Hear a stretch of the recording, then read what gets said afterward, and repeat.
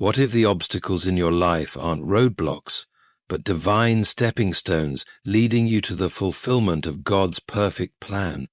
Welcome, everyone. I'm so glad you've joined me today.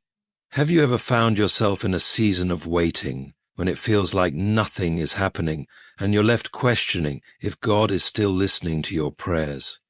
Maybe you've faced obstacles that seem impossible to overcome, or you've wondered why the promises God gave you seem so distant. I want to share something powerful with you today, something that can transform the way you view your struggles, your waiting seasons, and the challenges in front of you.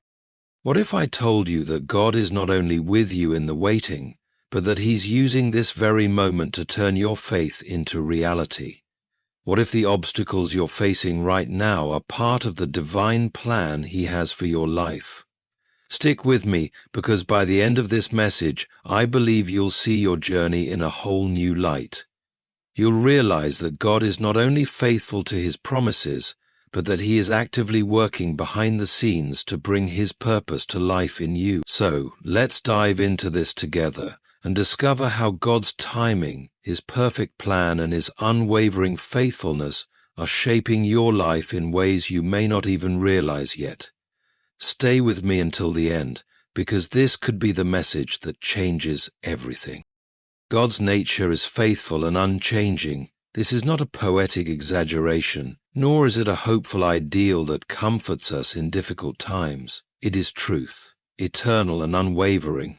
God cannot fail because He is the very definition of constancy. In a world where everything shifts, where feelings fluctuate, promises break, and people disappoint, God remains. His word does not expire, and His purposes are not subject to revision. The God who spoke the universe into being is the same God who speaks life into your situation, and He does so without hesitation, without uncertainty, and without the possibility of failure. We often perceive faith through the lens of human experience. We trust people who are mostly trustworthy. We build our lives on systems that usually work, and we make plans that are hopefully reliable. But God is not mostly trustworthy. He is not just usually dependable. He is not bound by probability or potential. His faithfulness is not a trait He learned or a skill He developed. It is His essence. He does not change like shadows or seasons. He is the same yesterday, today, and forever. Every word He speaks echoes through eternity with the same strength and power as the moment it was first uttered. This truth becomes a foundation for faith when the ground beneath our lives begins to tremble.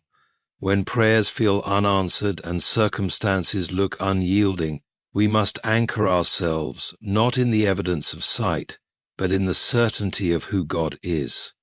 Because His character does not change, neither do His promises. What He said, He will do. What He began, He will finish. His timeline may differ from ours, but His intention does not waver. There is no plan B with God, no backup blueprint, no divine improvisation. He knew the end from the beginning, and your life has always been part of His unshakable design. Doubt often arises not because we question God's power, but because we misunderstand His nature. We believe He can do anything, but we quietly wonder if He will. We imagine He might choose not to act, or that perhaps our faith is too small, our sins too many, our timing too off. But the unchanging nature of God means that His willingness is not contingent upon our worthiness. He is not like men who change their minds or withdraw their support. He is not swayed by emotion or manipulated by circumstance. He is steadfast. He is loyal. He is faithful to His word because He is His word. This unchangeable faithfulness is not merely theological, it is deeply personal. It means that when God made promises over your life, He factored in every failure, every fear, every delay, and every detour. He took all of it into account, and still He declared, "My purpose shall stand." This should shatter every whisper of fear and erase every trace of uncertainty. If God cannot fail, and if he has chosen to work all things together for your good, then even what looks like defeat is under divine management. Even the silence is saturated with his faithfulness. His covenant with you is not transactional but transformational. He is not waiting to see how you perform before he fulfills his word. He has already written your future and embedded his promises within it. Faith, then, is not about convincing God to act. It is about aligning your heart with the truth that he already is.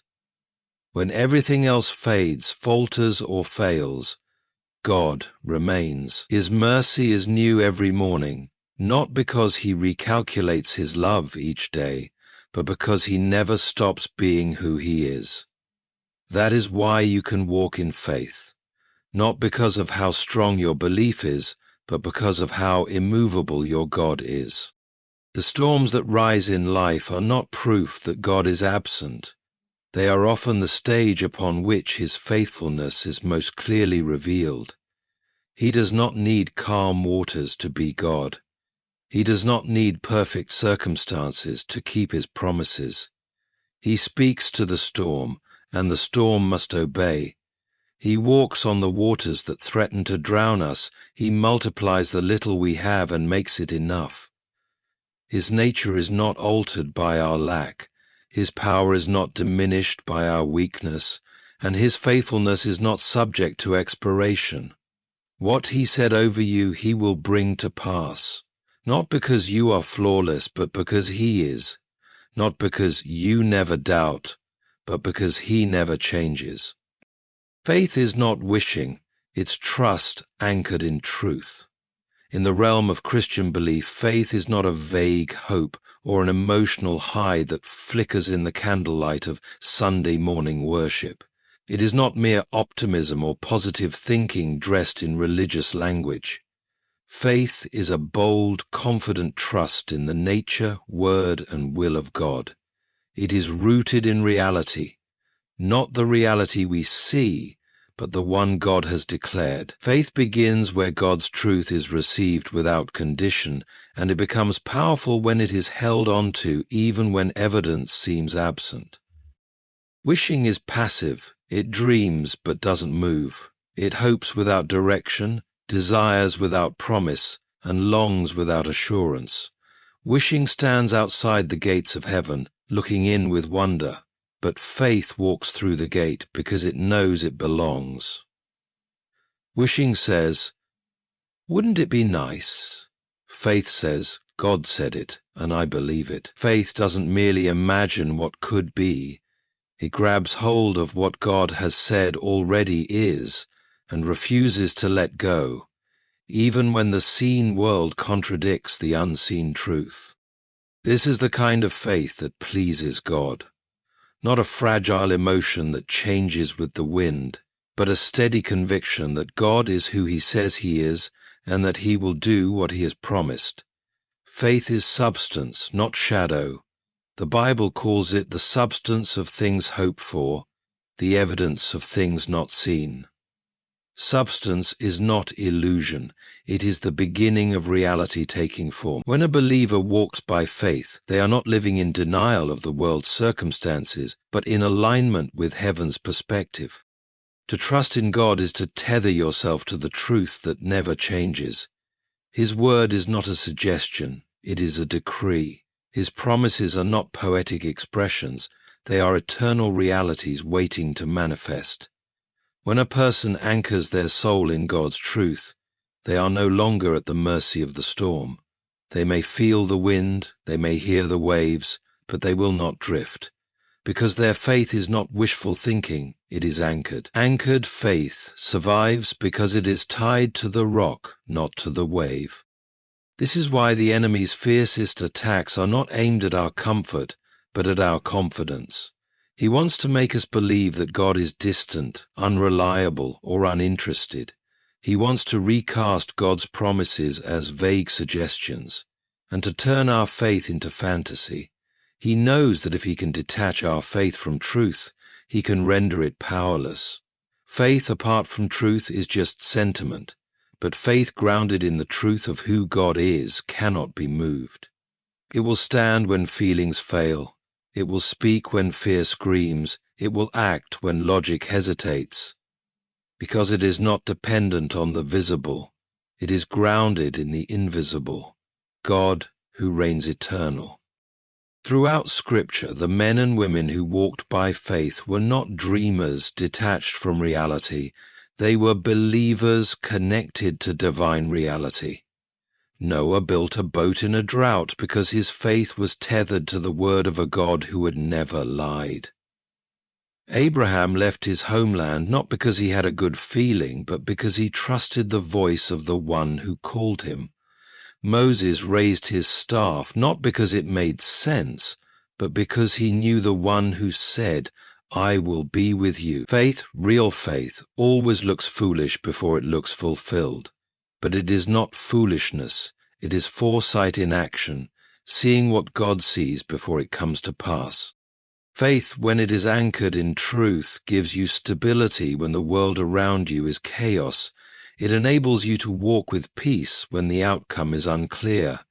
It empowers you to act with courage when the path seems uncertain. This kind of faith is not man-made. It is God-given, and it grows not by wishing harder, but by knowing Him deeper. The more you know God, the more unshakable your faith becomes, because faith is not about how much you believe, but about how trustworthy the one you believe in is. When you truly understand the difference between wishing and faith, everything shifts. You stop trying to manipulate outcomes and start standing on promises. You stop chasing emotional highs and start abiding in spiritual truth. You stop fearing the unknown and start resting in the one who knows all. Faith is not a magic formula. It is a divine connection. It is not a safety net for the unsure. It is a sword for the certain, and it is only as strong as the truth to which it is anchored. Faith anchored in the eternal cannot fail, because God cannot fail. Our perception of delay is not His denial. This is one of the most challenging truths to grasp in the life of faith. We live in a world governed by time, hours, minutes, deadlines, schedules. We expect things to move quickly, to appear instantly, to respond immediately.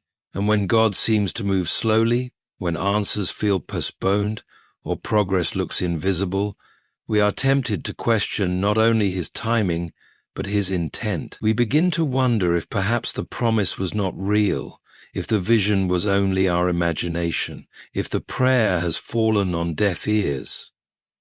But delay is not denial. It never has been. In the hands of God, delay is often divine preparation. When God gives a promise, He already sees the fulfillment. He knows how it will unfold, when it will come to pass, and what it will require of us to be ready for it. But we do not. We see in part, we understand in fragments, and we often misinterpret the gap between the promise and its fulfillment. We assume that silence means no. We conclude that waiting means rejection. But God does not operate within our emotional frameworks or human impatience. His ways are higher, and His timing is perfect, not just in precision but in purpose. Every delay has a divine reason, and often that reason is growth. The soil of delay is where the roots of faith are tested and strengthened. It is where trust is refined, where motives are purified, where endurance is built. It is where God develops in us the character necessary to carry what He has promised. A premature blessing can become a burden. An untested vessel can crack under pressure. And so God, in His mercy, waits. He waits until we are ready, until the environment is prepared, until the hearts involved are aligned. He is not idle, He is not indifferent. He is orchestrating, arranging, shaping, and molding things beyond our comprehension. Think of Joseph, sold into slavery and thrown into prison for crimes he didn't commit. The dream God gave him was true. The vision of leadership and purpose was real. But years passed, and still he waited. Had God changed His mind? No. God was developing Joseph in the darkness. He was teaching him how to interpret dreams, how to lead with humility, how to trust when forgotten, how to rise when others tried to keep him down. The delay was not a detour, it was the pathway to destiny. At the right time, God lifted him to a place of influence and fulfillment, when Joseph was not only positioned, but prepared.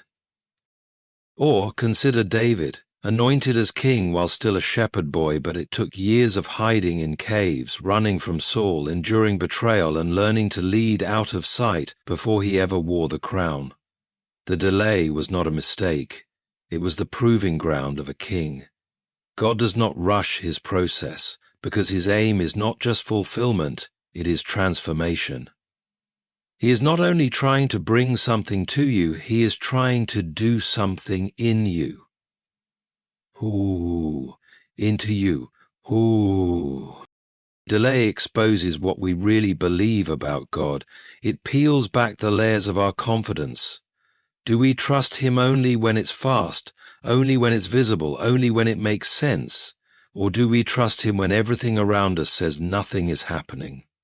True faith is not revealed in the moment of victory, but in the long walk of obedience with no finish line in sight. It is in the wilderness where faith matures. It is in the waiting room where hope is forged into certainty. And even in delay, God gives evidence of his nearness. He strengthens you in the quiet. He whispers to you in the dark. He provides just enough to keep you moving, just enough to show he hasn't forgotten. His presence in the delay is often sweeter than the promise fulfilled, because it reveals that he is not just the giver of the gift, he is the gift. And he never withholds himself. When the delay stretches longer than expected, remind yourself, the promise has not died. It is simply growing beneath the surface. Seeds don't sprout overnight. Oaks don't rise in a moment. What God is building in your life is meant to last, and that kind of foundation takes time. What feels like inactivity is often divine intention. What looks like silence is full of the sound of his sovereignty at work. So do not confuse delay with denial. God is not late. He is faithful. He is wise. And he is always right on time. Reality begins where faith aligns with God's will. This is a spiritual principle that transcends emotion and goes deeper than intellectual understanding. Faith by itself is powerful, but when it finds its root in the will of God, it becomes unstoppable. We often talk about faith as something we must possess, as if its strength comes solely from our ability to believe hard enough. But faith is not a force we generate. It is a response to revelation. It is not the product of emotional enthusiasm, but of spiritual clarity. When you align your faith with what God has said and willed, you are not dreaming. You are participating in divine reality. God's will is not abstract. It is not hidden behind locked doors, nor is it only revealed to the few. His will is expressed through his word, whispered through his Spirit, and revealed through Jesus Christ. When we spend time in the Word, when we walk in prayerful communion with the Spirit, when we let our desires be shaped by the heart of God, our faith begins to align not with selfish ambition, but with holy purpose. And when this alignment happens, we are no longer asking God to bless our plans. We are stepping into his. True faith does not seek to persuade God, but to perceive him. It is not about bending his hand. It is about understanding his heart. Faith aligned with his will doesn't insist on its own timeline or outcome. It listens. It submits. It believes because it has heard from God, not because it has imagined something beautiful. When you begin to walk in this kind of faith, you are not moved by circumstance. You are moved by truth. You are not building castles in the sky. You are laying bricks upon the firm foundation of his promise. This is the kind of faith that makes the invisible real, not because the believer is special or mystical, but because God honors His word. His will is not wishful, it is active, alive, creative. When He speaks, things come into existence. When He declares, reality conforms. So when a believer stands in faith upon what God has spoken, they are not hoping it will happen. It must, because heaven and earth may pass away, but His words will never fall to the ground unfulfilled. We must recognize that not every desire is a directive from God, not every dream is divinely inspired, but when a desire is born out of intimacy with God, when it carries the weight of His Spirit and the peace of His presence, that desire becomes sacred. That desire becomes aligned, and aligned faith is creative. It pulls the eternal into the temporal, the unseen into the seen. It makes room in the natural world for supernatural fulfillment. Jesus Himself modeled this perfectly. He said, "I only do what I see the Father doing." His faith was not disconnected from the will of the Father, it was fully submitted to it.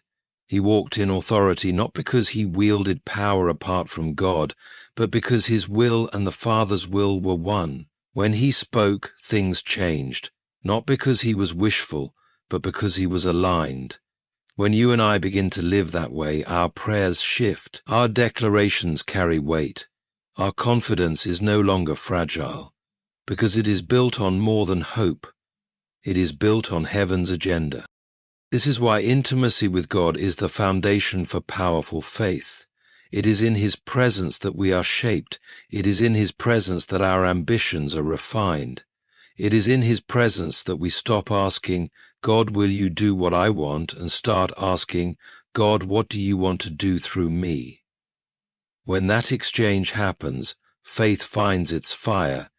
It no longer burns from our own striving, but from divine direction. We stop wrestling for control and start walking in trust. Reality begins where faith aligns with God's will. This means that when you sense a promise from God, and it is confirmed in Scripture, in prayer, and in peace, you are not imagining, you are hearing. And once you hear, your only job is to believe, speak, and walk. Even when the evidence is absent, even when the path is unclear, you move forward. Because what is real in heaven will soon manifest on earth, not because of your effort, but because of your alignment. When your will bows to His, when your voice echoes His word, when your faith clings to His heart, reality has no choice but to follow. Obstacles are often part of the blueprint. This is a profound truth that every believer must embrace. In the Christian walk, obstacles are not just random disruptions or signs of failure. They are integral to the process of God's work in our lives. Too often we view obstacles as the enemy, as the indication that things are going wrong, or as proof that we are out of God's will. But the truth is, many times the very obstacles we face are part of God's divine plan to mold us, refine us, and bring about His purpose. God does not waste any part of our journey, not even the hardships. The Apostle Paul, in his letter to the Romans, declares that suffering produces perseverance, perseverance produces character, and character produces hope. This chain of spiritual growth begins with obstacles, real, tangible challenges that test our faith and stretch our endurance. These obstacles are not signs of abandonment. They are signs of God's investment in our growth. They push us to lean on Him more deeply, to trust in His provision more fully, and to develop the character necessary to carry the blessing He has for us. Think of the Israelites as they journeyed from Egypt to the Promised Land. They faced obstacle after obstacle, hostile nations, barren lands, hunger, thirst, and even their own doubts. Yet each obstacle was part of the greater plan God had for them. The wilderness was not an accident. It was a school of faith, where the Israelites learned to depend on God for daily provision. It was in the desert that God taught them his faithfulness, even when they could see no way forward. Had they bypassed the wilderness, they would have missed the lessons that prepared them for the promise.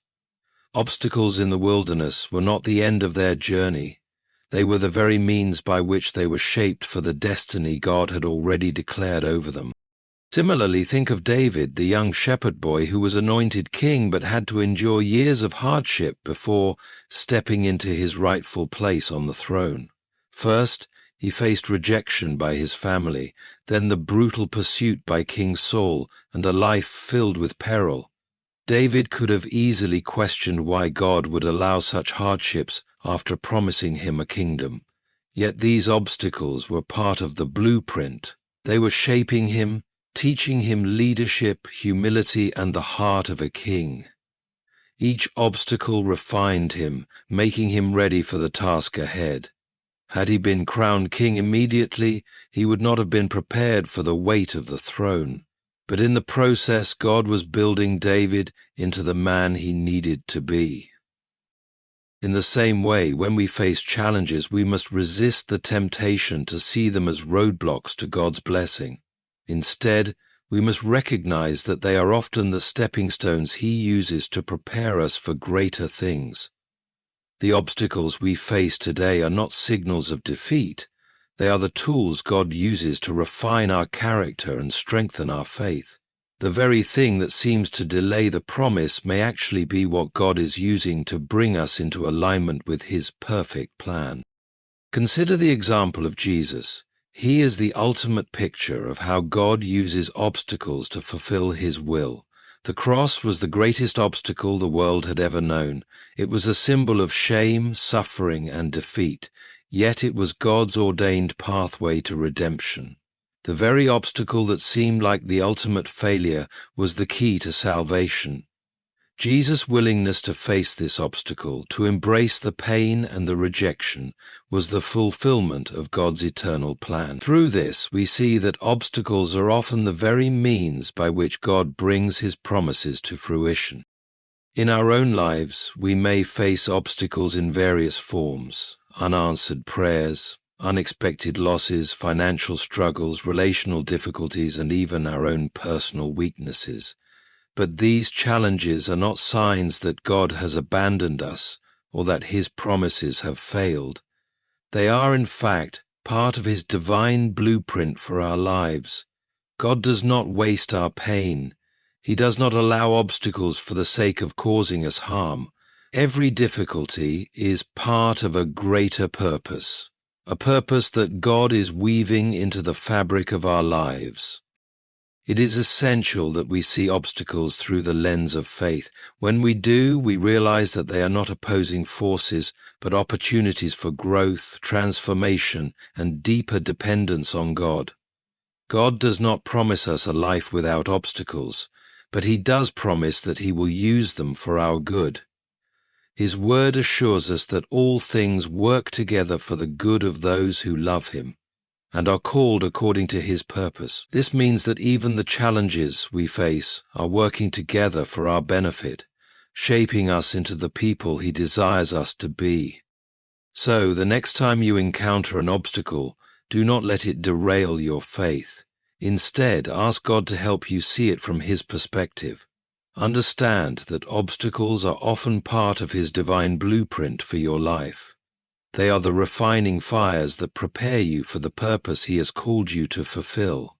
And as you trust him through each challenge, you will find that the obstacles you face today are the very stepping stones that will lead you into the promises he has prepared for you. God's timing is always perfect, even when it doesn't match ours. This is a truth that often challenges the hearts of believers, especially in moments of waiting, uncertainty, or hardship. As human beings, we are deeply bound to time. We live by hours, days, seasons, and years. We measure success, growth, and progress based on what we can see, touch, and understand in the natural world. But God does not operate on our schedule. His perspective is eternal. He sees the end from the beginning, and every moment is under his sovereign control. Therefore, what may seem like a delay to us is actually God's perfect plan unfolding in a way that is beyond our comprehension. We live in a culture that prizes instant results and immediate gratification. Technology, entertainment, and even the pace of modern life have conditioned us to expect things to happen quickly. But God's timeline does not follow the same pattern. He is not in a rush. He does not respond to our demands with immediacy or urgency. Instead, he operates with eternal wisdom, knowing that what we need is not always what we want in the moment, and that his perfect timing is more important than our human concept of speed. Take, for instance, the story of Abraham and Sarah. God made a promise to Abraham that he would be the father of many nations, but that promise was not fulfilled in the way they expected or when they expected. Decades passed and still the promise seemed unfulfilled. Sarah grew impatient, and in her impatience she attempted to help God fulfill the promise by giving her servant Hagar to Abraham in an effort to have a child. But the result was not the child of promise, but a complicated situation that caused pain and division. Yet in the fullness of time, God fulfilled his promise to Abraham and Sarah in a way that was far beyond their human understanding. Isaac, the child of promise, was born at the perfect time according to God's plan, not according to their timeline. Abraham and Sarah's story teaches us that God's delays are not denials. His promises are always fulfilled, but often not in the way we anticipate or the time we desire. Similarly, in the life of Jesus, we see the perfect timing of God revealed. Throughout his ministry, Jesus was often asked by his disciples and others to act more quickly, to reveal himself more plainly, and to show his power in immediate ways. Yet Jesus continually responded that his time had not yet come. He was not controlled by the urgency of human expectations or the pressure of public opinion. His every action was aligned with the timing of his Father. Even his death on the cross happened at the precise moment it was meant to. At just the right time, when the world was in need of salvation, Jesus gave his life.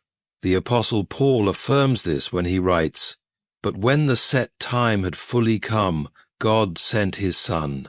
Galatians 4:4. The crucifixion was not a random event, nor was it an accident.